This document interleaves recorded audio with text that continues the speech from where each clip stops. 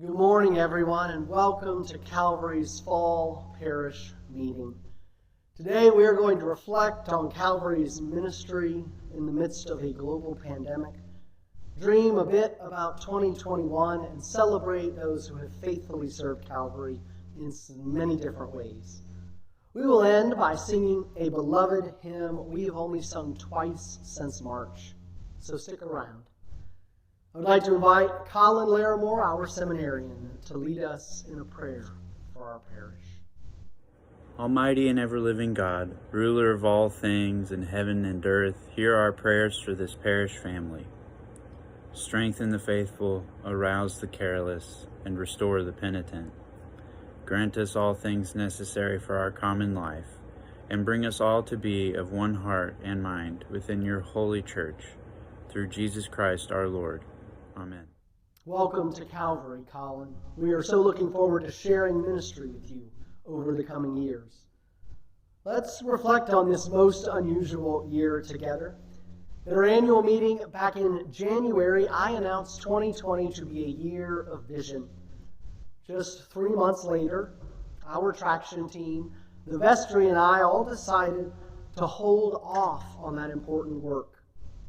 It seemed unwise to ask us to dream about who God might be calling us to be in 5 or 10 years, when many of us at that point were wondering about where we could buy toilet paper.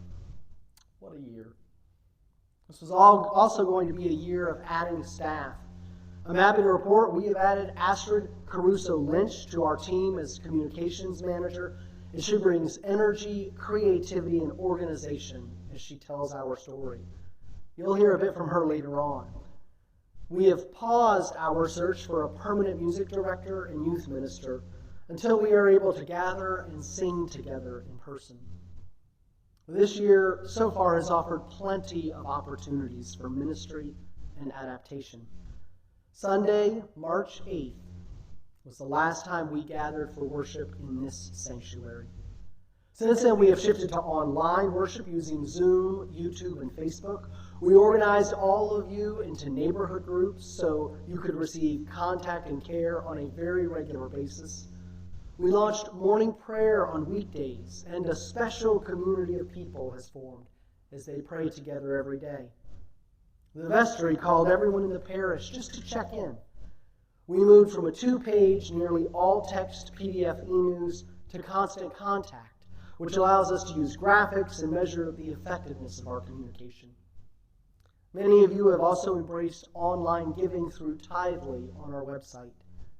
A number of ministries have learned how to use Zoom on a regular basis, including our missional community serving the residents of Argent Court.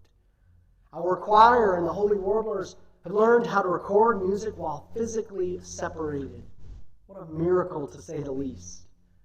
We now have the ability to text everyone from time to time with reminders about church events, and I make automated calls to parishioners who have limited access to technology every Sunday morning so we can pray the collect of the day together or share a reading.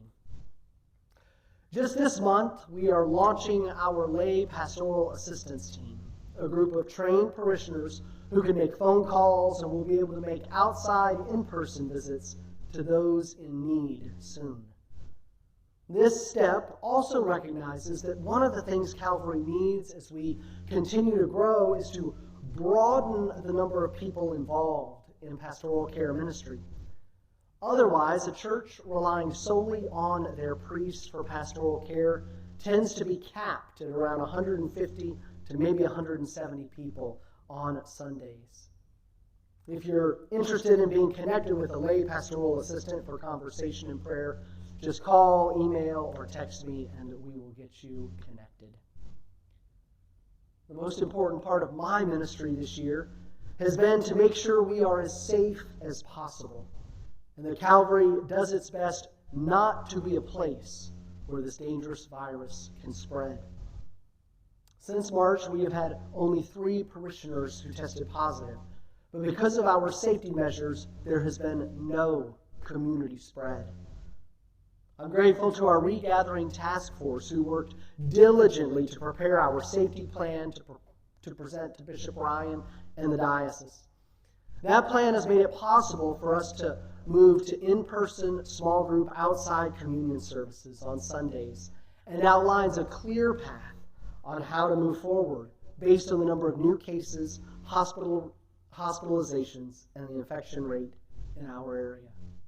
We all owe Joe Beal, Kelly Barker, Sarah Clayton, Holly Fritz, Nancy Jensen Case, Father Ken Kesselis, Pat Robson, Charles Simone, and Linda Wilson a great thank you for their incredible, thoughtful, and careful work serving on the Regathering Task Force.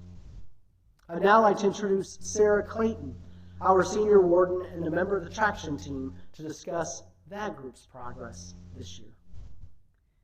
Good morning. I'm here to talk a little bit about the revitalization cohort, or as Calvary calls it, the traction team.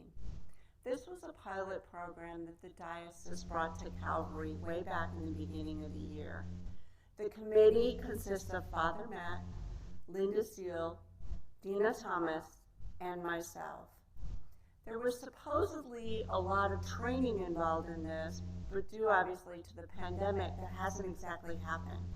But what it has done is provide accountability matrices and a system for movement where we have efficiencies, no stagnations of plans, but I will say the process has definitely been an eye-opener for those on the committee. This focuses on some key core values for Calvary, which came up through the Holy House survey that we took a little over a year and a half ago. Those were compassion, servant or leader, discipleship or empowering, and inclusion. This brought about two specific goals. The first one was to launch a comprehensive strategy to invite neighbors, welcome guests, and help people connect and stay connected with congregational life. With the pandemic restrictions and when there are no constraints, this goal will allow us to move forward. This is a great opportunity to create pathways to connect to all demographics.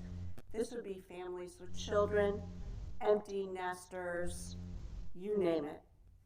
We are in the process of putting together a team, so if this interests you, please contact somebody on the committee. The second goal was to create a ministry that was focused on exploring Calvary's relationship with race and develop a plan to build relationships across racial differences. This involves reviewing Calvary's past, current, and future relationships with people of color for synergy opportunities. It spawned the Calvary Reads Book Club that you see in your e-news. We're also putting together a team to focus on this, so if this excites you in any way or you have a passion behind this, once again, feel free to contact somebody on the team. In essence, this revitalization cohort, or as we lovingly call it, the traction team, allows us for a measurable way to move forward during the pandemic and beyond. It creates a lot of opportunities for people to become involved in the life of a church in a myriad of ways. Any interest, once again, in any of the things that I've mentioned, please feel free to give us a call. In all, we're excited about moving forward, definitely into 2021. Thank you, Sarah, and to the rest of the traction team for your diligence during this time. Jamie Mcdonald, our lay ministry coordinator, is going to share how we've been trying to stay connected with children and families and how we continue serving the hungry and those in need. Hello, Calvary. I wish that I was being able to speak to you face to face. This is a new thing for me to do, so here goes. This summer, we had several activities that we offered to the children and the families. One was a calendar that had a variety of different things to do throughout the month of June, and I gave supplies for planting seeds, putting potting soil in little cups, planting the seeds, making paper dolls, a variety of different coloring activities, and I believe there was about 25 children that participated with that. And then in July, we had a virtual BBC that we did in conjunction with 3 big churches in Houston. And it was a lot of fun, and it offered a live band music performance at the beginning, and then different videos that were for preschool, and a Bible verse video, and a craft video. And Carol Mosley helped me, and we made up boxes with all the supplies and all the directions for the entire Vacation Bible Camp.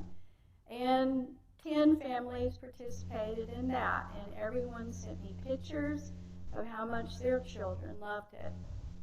And then in August, we had a back-to-school blessing of all the backpacks, and the children came with their backpacks and were blessed by Father Matt out in our foyer area of the parish hall.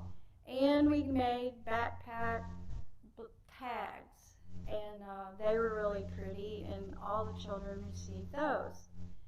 For this coming fall season, we have enough decrease in the COVID that we're able to meet together in person. So the first thing we have is a family fellowship, which will be in our courtyard, and it will have decorating pumpkins. We can have a maximum of 25 people, so please reserve a spot for that.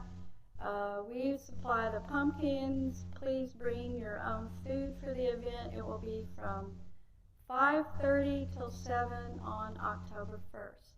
Then on Saturday, October 3rd, we have a blessing of the pets out in the courtyard, and we will have a craft activity for the children.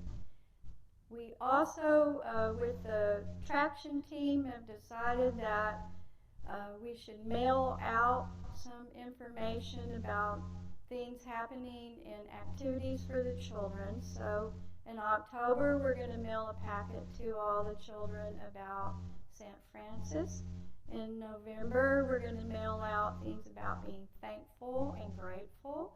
And in December, we will have a special Advent and a sticker theme where they can make their own nativity set for each family.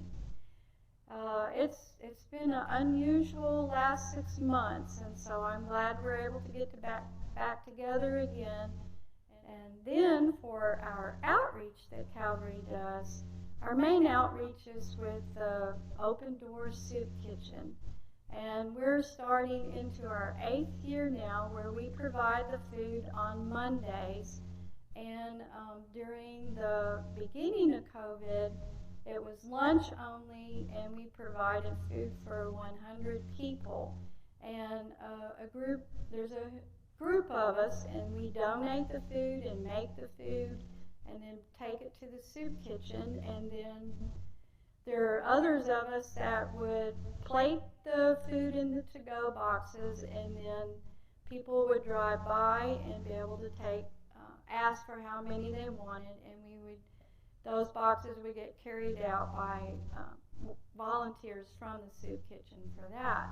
So now we are back to Mondays doing breakfast and lunch. So breakfast is 8:30 till 10, and lunch is 11 till 2. And it would be great if you wanted to help with that by helping provide food for it, or cook for it, or actually volunteer plating the meals. That would be great. Another thing that we started doing for the Open Door Soup Kitchen is handing out sack lunches on Thursday in our own courtyard. And so each Thursday there's about a group of 10 of us, and we rotate and we hand out the sack lunches as people drive by. There's also always room for more people to volunteer there. The sack lunches are provided by the Open Door Soup Kitchen, and we just hand the meals out and write down the people's names. So if you're interested in helping in any of those areas, please call me or email me. That would be great. And it's been an unusual time, but then a very gratifying time to be able to help all the needy people in Bastrop, because it's unbelievable how many people have been hurt by COVID and don't have jobs anymore or able to provide food for their families. So even though we've been distanced and everything we do, it still is a very gratifying ministry. So I hope you'll join us. Thank you. Thank you, Jamie, for your creativity and willingness to try so many new things this year. The reality is that every ministry connected to Calvary has been impacted and has had to find ways to adapt. Catherine Bohat, the head of Calvary Episcopal School, is going to offer an update on the school's ministry during this time. Good morning, my name is Catherine Bohat. I'm the head of school at Calvary Episcopal School. I haven't seen most of you since January of last year, and a lot has happened between then and now. In the spring of 2020, Calvary Episcopal School was tasked with doing a full transition to online learning for all of our students. Our families and our teachers did an amazing job making sure that the children were still engaged in learning all the way through the end of May. In addition, we were able to raise over $7,000 in assistance funds specifically for families who were impacted by job loss or different reasons due to COVID-19. This summer proved to be different and difficult. There was a lot of planning involved in whether or not we were going to be able to reopen, whether we were going to reopen in a blended model, or whether we were going to be able to come back in person. We were fortunate enough to have a family who was hooked in with a group called the Healthcare Advisory Collaborative, and that group helped us by consulting with the school on our practices, our policies and procedures regarding to infection prevention and daily student activities. We were able to formulate a plan that allowed us to successfully open in August of 2020. So I was able to survey the families, and prior to the start of school, 87% of our families said that they wanted to return to on-campus learning. In addition, over 70% of our staff wanted to return to on-campus learning, so we knew that we had to make it happen. Our school started on August 24th, and we have successfully completed 4.5 weeks of school with no instances of COVID-19. Families are taking it very seriously. We are doing daily screening checks, including temperature checks prior to anyone entering the building. In addition to the temperature checks, parents are being very, very cautious regarding sending sick children to school and making sure that they are feeling 100%. So we are very blessed. So our enrollment, typically we have about 130 to 135 kids enrolled at Calvary at a time. Right now we have 104. So enrollment is down, which resulted in us getting a PPP loan, which we were able to get to help cover keeping our employees with us and students engaged in learning. So how the church can help us, if you are so inclined and able, we do have families who are still receiving COVID-related tuition assistance, and this is on top of the annual tuition assistance we offer to families every year. If you'd like to contribute to that, please just reach out to me and let me know. You can call the school or send me an email. Additionally, I'd like to thank Father Matt and the church. We are able to utilize the courtyard every day, which is wonderful. We are also able to utilize Heritage Hall for PE during inclement weather, and the students are fully masked, and we are sanitizing between classes in there. And it's wonderful to be back on campus. It looks different, but it is still amazing to be a part of Calvary Episcopal School and Calvary Episcopal Church. Thank you. Catherine and her team have done an amazing job planning and doing all they can to keep the children, families, and teachers of Calvary safe as they learn. Our new communications manager, Astrid Caruso Lynch, will share an update on her work and how to stay connected and spread the word about Calvary online. Hello, I'm so glad you've joined us today. I'm here to tell you a little bit about the work we've been doing behind the scenes at Calvary. Our main focus over the last 2 months has been improving and expanding our Facebook presence. If you're already active on Facebook, you may have noticed that we've been showing up in your newsfeed a lot more. This is to get the word out more about Calvary. And the best part about this is that you can help. If you don't already like our page, head on over to Calvary's page and click like. Then you're going to start seeing our posts a lot more often. When you see one you might want to share with your Facebook friends, or even just with one person, there's actually a really easy way to do that. Just find the post you'd like to pass along, click share, and select share now to share with all of your Facebook friends, or send it in Messenger to send it just to one person. There are a lot more options here that you can also explore if you'd like. The other thing we've been working on is a full redesign of our e-news. We've recentered it around Calvary's mission of celebrating the good news through worship, loving community, and service. And hopefully it's going to make things a lot easier for you to find as well. The first thing to do is to make sure your weekly e-news isn't going to your promotions, spam, or junk folder. I don't know why, but Gmail just loves to flag my emails as junk. You can actually train your email to not do this over time by clicking It's Not Junk or Move to Inbox or something like that. Then you can open up the email, which will be coming on Friday mornings now, and scroll through. Here's a sneak peek of our new e-news, which will come out this Friday with a surprise new name, so stay tuned for that. I'm so excited about all the work we're doing in communications here at Calvary, and I can't wait to see where we go next. As always, please don't hesitate to email me with questions or just to say hello at communications@cecbastrop.org. Thanks for your time today. I'm so blessed to be a part of helping tell Calvary's story. Welcome to Calvary, Astrid. We're so glad you are sharing your many gifts with our community. Of course, the pandemic and not being able to meet in person for almost 6 months and the economic impact overall has affected Calvary's financial reality. Sarah Clayton and Erica Rankin, our treasurer, will now offer a financial update. Good morning. To say that this year has been a little challenging, I believe, is a bit of an understatement. However, there have been many unexpected blessings that have emerged. First of all, from a financial perspective, some of the key challenges were reduction or elimination in plate giving, financial hardships for members of the congregation, which also affects plate giving, a virtual environment, and congregational membership shifts. But some of the key opportunities that also came out of that was a revamped finance committee, who has been instrumental in streamlining the vestry's financial picture and remains fiscally conservative.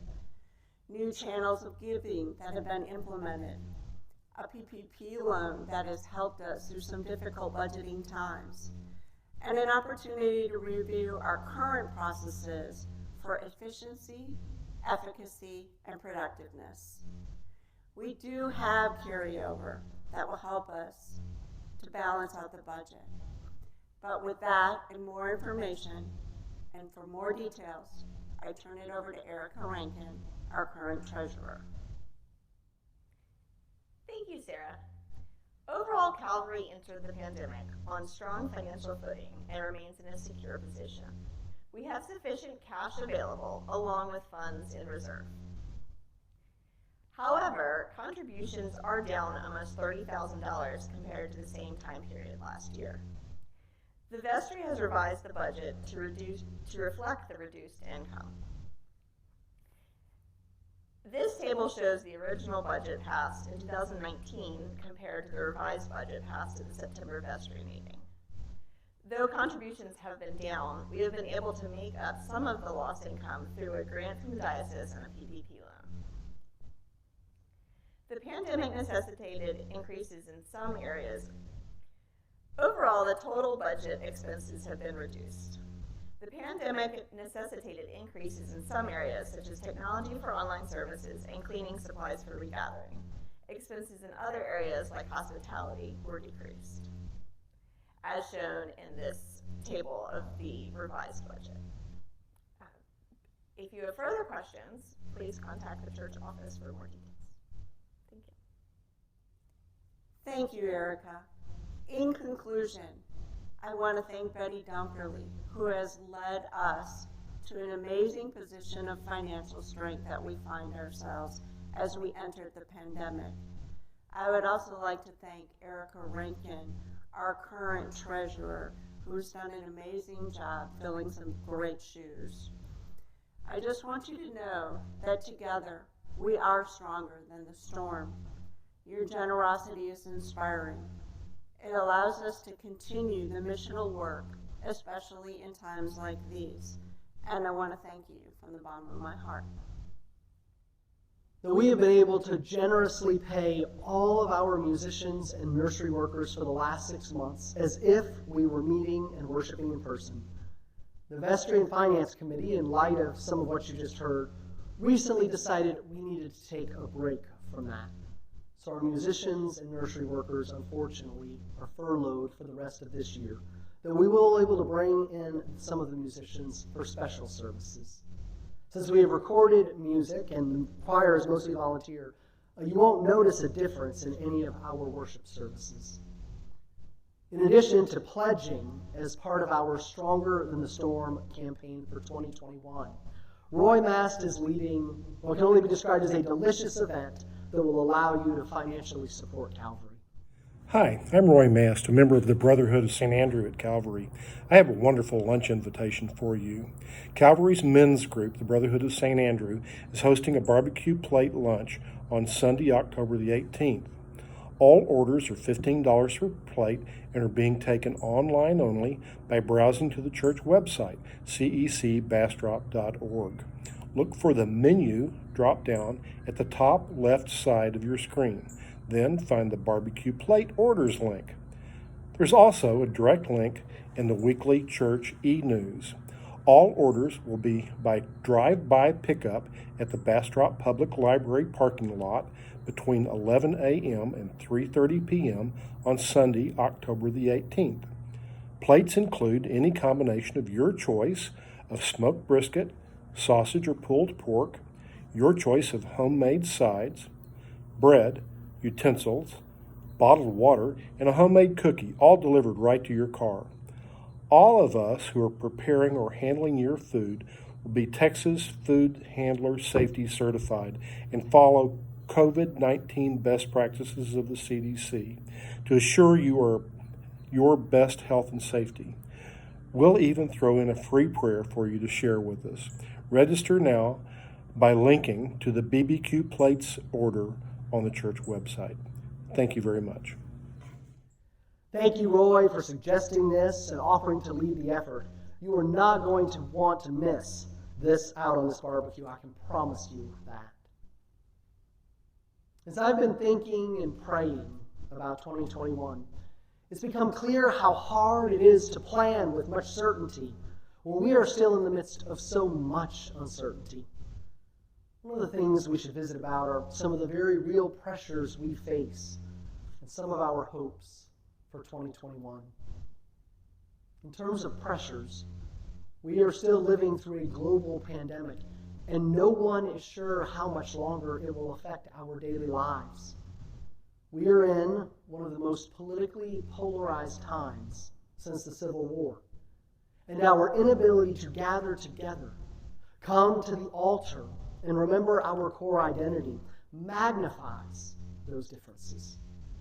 And at the same time, our baptismal covenant and its commitment to truth, justice, and the dignity of every human being requires that faithful communities engage issues like racial injustice, difficult as that may be. And even before the pandemic, our culture was by and large disconnecting from the church, leaving a generation of nuns, those with no religious affiliation. As we look to 2021, we hope to develop our clear, compelling values, mission, and vision for a new world that we will return to after the pandemic has ended. In the coming months, we will also prepare to welcome and connect those who will come when this is over. Bastrop and the county continue to grow, and so many people will be looking for community and connection when this is over. And we want to be ready, and we'll need your help to do that. We will continue our work on racial justice as we begin building relationships across racial difference in our community. And we hope to return to in-person, in-building worship when it is safe to do so. Yet, we are also committed to continuing our online presence. Half of our parishioners have indicated they do not plan to return until there's a vaccine. And there's always been a smaller community of parishioners who are now physically unable to attend church in person. My sense is that churches streaming services online is going to become the equivalent of a church simply having a website 10 years ago. Those who don't do it or do it well will be at a significant disadvantage. So we will be coming to you and asking for additional financial support later this year to install a point-tilt zoom camera system in the sanctuary that will strengthen our online service and allow for robust live streaming capabilities. The reality is, brothers and sisters, no one person or small group can address these challenges or accomplish these goals alone. This is a time to remember that you are the church. You. And God has called each of us to this community and given us different gifts that we can offer as we serve together. So as we finish, let us celebrate some who have served in exemplary ways in recent years. So as part of our safety plan for regathering, we needed to upgrade and update our restrooms so they could be as touchless as possible. And our very own Gene Powell, who's a plumber, helped us out in an incredible way. Gene, tell us what you did to help with bathrooms. I had a lot of faucets that I'd taken out of the Tanger outlet malls, and they wanted to throw them away, but they're perfectly good, and I had my storage building, and I was about to throw them away. Yeah. Because they were taking up space, and then y'all come and say, y'all need some faucets, and I said, well, I got some, so y'all help me out, and I help you out. Yes, indeed. Yeah, Gene not only donated the faucets, he donated his time to install everything, and we're really grateful. So we want to thank you. Gene, unfortunately, as a priest, I'm not able to grant you a golden halo. Oh. But what we can give you might actually even be better than that, a golden plumber's wrench to thank you for your work in helping make Calvary as safe as possible. I appreciate it, and I'll frame it. Put it in the house.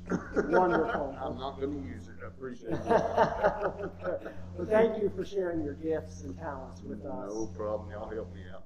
All right. Very good. Well, I'm here with Barbara Clayton. Barbara just finished a really important service of ministry at Calvary. Tell us, Barbara, about your ministry that you finished up. Good morning, everyone. I've been the scheduler for Calvary for 6 years. Thoroughly enjoyed it some days. Some days I didn't. Who were you scheduling? Everyone.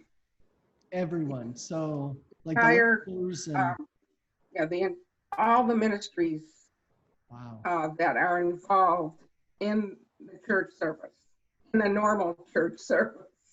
Yes. Yeah. I thoroughly enjoyed it, but all in all, it was a great experience. I thoroughly enjoyed all the people and interacting with them, and I miss every one of them. Well, on behalf of your Calvary family, we want to thank you for your service, for bringing people together. I know how much you love the people of Calvary. And so as a remembrance, we have, it's coming to you in the mail, an 11 by 14 canvas print from our 150th anniversary, the big picture where everybody's out on the in the alley, so you can see all the faces of people you scheduled and all the people. That's so sweet. Well, thank you for your ministry and service. And what are you doing with all your free time now? Very funny, Father. That's very funny. Thank you, Barbara. You're very welcome. Well, hi, Janice. It's great to see you. Everybody, this is Janice Friend. She served on the vestry for the last number of years and really brought her nursing skills and other gifts to help us work on our safety plan. She's dreamed of moving to the mountains in Tennessee for a long time, and this summer, that dream came true. So that's where she's zooming in from. How's everything going in Tennessee, Janice? Everything is great in Tennessee. The leaves are starting to change colors and it's really beautiful. And I got a beautiful picture. Oh my goodness, yes, that's the gift that we sent. We wanted to make sure you have something to remind you of all of us and how much we miss you and love you. Thank you for your service on the vestry and for all the different ways you were involved in our life at Calvary. We miss you, but we are so excited that God has prepared this special space for you in this next chapter. Thank you. I love you guys. Bye. We are here today with Betty Dunkerley, who is our outgoing treasurer and has given so many of her gifts, her time and talent to Calvary over a number of years. And Holly Fritz, who is our junior warden and serves on the vestry, is kind of overseeing the way we wanted to celebrate Betty today. Betty, it is with great admiration and respect that we put together this resolution honoring your years as our treasurer here at Calvary, and in resolution form to honor your years in public service and government. I'd like to read it aloud for you this time. Whereas Betty Dunkerley stepped into the position of treasurer for Calvary Episcopal Church in 2007 during a time of unique financial uncertainty, whereas Betty Dunkerley quickly made budget recommendations to move Calvary onto firm financial footing, whereas Betty Dunkerley has executed her duties as treasurer with skill, humor, humility, and dedication. Whereas Betty Dunkerley always accurately predicted the total amount of pledged, unpledged, but anticipated, and purely hoped for giving to Calvary in any fiscal year. Whereas Betty Dunkerley was the executor and church representative for the Ann Allen estate, the proceeds of which allowed Calvary to pay off the Parish Hall mortgage loan. Whereas Betty Dunkerley has the unique ability to explain complex issues simply. Whereas Betty Dunkerley taught the vestry how to not major in the minors. Whereas Betty Dunkerley has given so generously of her time to others that it's impossible to turn her down when she asks for a favor, including putting one's house on the Bastrop Historical Society home tour before one has even completely furnished it. Whereas Betty Dunkerley's faithful stewardship has left Calvary with the strongest possible financial foundation. Whereas Betty Dunkerley has given unstintingly of her many talents to the community of Calvary Episcopal Church, as well as to the wider community of Bastrop County for these many years. Therefore, be it resolved by the vestry and rector of Calvary Bastrop Episcopal Church to honor and celebrate Betty Dunkerley for her tireless work, fruitful ministry, timely wisdom, great humor, and sincere commitment to her church, her community, and her faith in God. Well done, good and faithful servant. Thank you, Holly, and thank the vestry, and thank you, Matt. I would just like to say that this was all really easy to do because we had such a wonderful church family here. And it didn't matter what the obstacles were, there was somebody in this parish family that could come up with some ideas that would help us over the humps. So I'm not taking credit for all of that. I'm telling you this was a joint effort by a lot of people. So thank you very much. That's wonderful. Thank you so much. And we also picked out this angel for you because I think this is representative of what you have been to Calvary. You have been, your arms open wide, embracing all the issues, all the people. And hair flying to the wind. Flying to the wind. And I want, on her little dress it says, "Love will find a way," and that completely. Thank you to so me, much. I will treasure both of these things, and I'm really sincere that we have so many wonderful people here at Calvary, and they can do enormous things and have in the past and will in the future. Well, thank you. Thank you, Betty. It's such a gift to have served a little time with you and to celebrate you today. Thank you very much. Thank you. Thank you. Thank you, Betty, and all of you for your incredible service and commitment to Calvary. Now, no matter where you are, I invite you to stand as you are able as we join the Calvary Chorusers and sing a hymn we've only sung twice since March, the Doxology.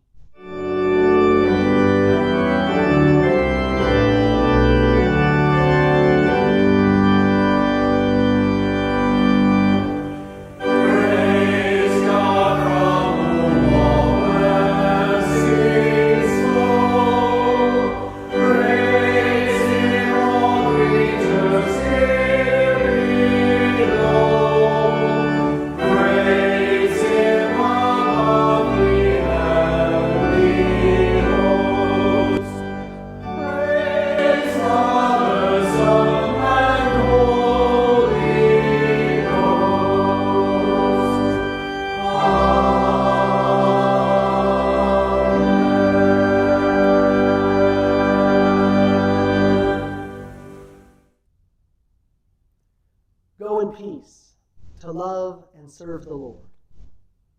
Thanks be to God.